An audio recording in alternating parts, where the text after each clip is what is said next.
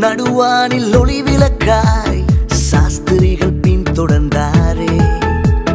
வெள்ளை போலும் தூபவர்க்கம் அள்ளிச் சென்றே அர்ப்பணித்தார் அவர் திருமுன்னே. நட்சத்திரம் நடுவானில் ஒளி விளக்காய் சாஸ்திரிகள் பின்தொடர்ந்தார்.